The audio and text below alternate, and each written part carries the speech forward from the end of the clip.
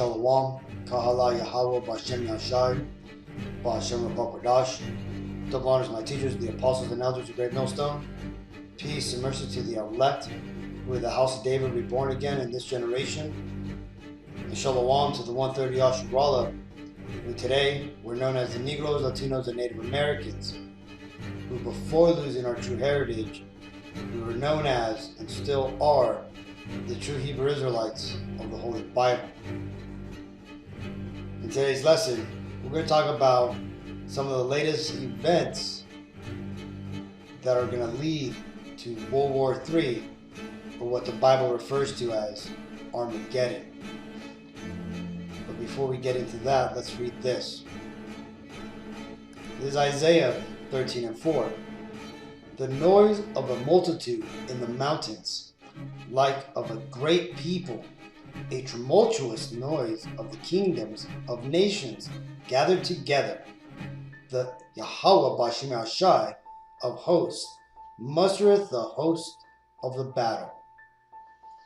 So in this scripture, it's a future prophecy that Isaiah is viewing, and he sees or he hears a loud noise of a multitude on the mountains. Now, when it says here on the mountains, this is akin to the governments of the world, right?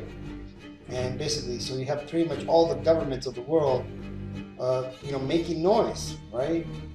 Like raising up a rabble, right? And who are they raising up a rabble against? Well, none other than the so-called white man, right? The Edomites of the Bible, the people who are actually ruling the world. Okay. Now, it tells you here that the Lord, right? He mustereth the host of the battle, right? The Lord right now is putting together the armies of the world to come to this great battle, which is to take place at the end of the world, right? And that battle is going to take part in the valley of Jehoshaphat, right? Which is the valley of God's judgment, which is pretty much right outside of the land of Israel, right? Pretty much kind of where like you have Israel and Syria, basically right now where you're seeing all that conflict and all these armies basically building up. Well, recently, satellites took pictures of a fake U.S. aircraft carrier in China's desert used for target practice. Now, this is something that was recently found in China, right? Here's a zoomed in picture, right? And it's located here in the west northern part of China in its desert area, right? And what is it? Well, it's a life-size U.S. aircraft carrier, right? And it's being used for target practice. Now, why is that? Why are the Chinese targeting or using a U.S. aircraft carrier as a target? Well, if you've been following the details of the coming World War III, then you understand that China has developed weapons that are aircraft killers, right? Or aircraft carrier killers, that is, right? Because when you understand the U.S. Army's or the U.S. military's force, it relies heavily on its air force, right? Its airplane power. And that airplane power, largely comes from its aircraft carriers. This is why the U.S. holds the most aircraft carriers in the entire world. I think it's like they have more aircraft carriers than the rest of the world combined. And that's because they are the ruling power upon the earth today, right? This is the blessing that these people, these Edomites, the so-called Caucasian race, received, via their forefather, Esau, right? That they would live by the sword. Now, let's go and read this article. It says, China's military has constructed mock-ups of the U.S. warships in a remote desert missile testing range as training targets amid the threat of conflict in the South China Sea or the Taiwan Straits, as as we refer to it as. The U.S. Naval Institute said satellite images by Maxar Technologies, Inc., a U.S. firm with more than 80 satellites in low Earth orbit, show mock-ups of a U.S. Navy aircraft carrier with two Arleigh Burke-class guided missile destroyers at the test facility in the WWIII area in Zayjan's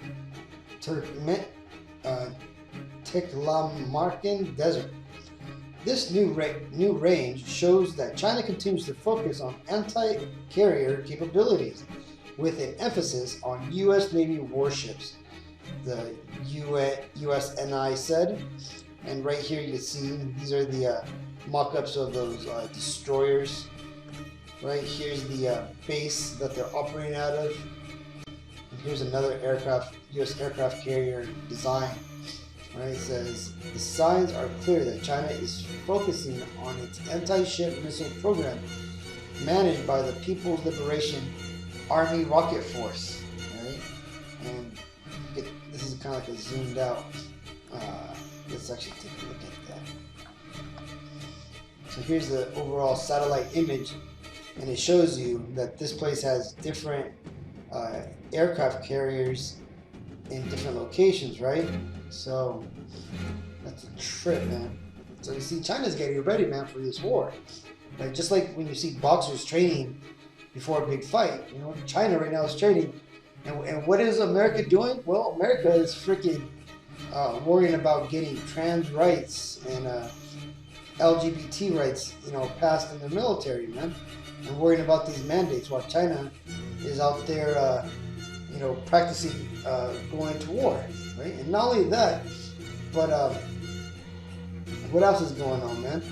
It says satellite photos raise concerns of Russian military buildup near Ukraine, right? Now, why is that a big deal? Well, Ukraine is basically backed right now by the U.S., right? It says Maxar collected high-resolution satellite imagery on November 1st that reveals the presence of ground forces on the northern edge of Yelnar, western Russia. Reports that the Russians are moving military hardware from 250 kilometers from the border have raised eyebrows in Washington. The Ukrainian forces have deployed combat drones along the battle lines that separate them from the pro-Russian separatists in the Dobna region.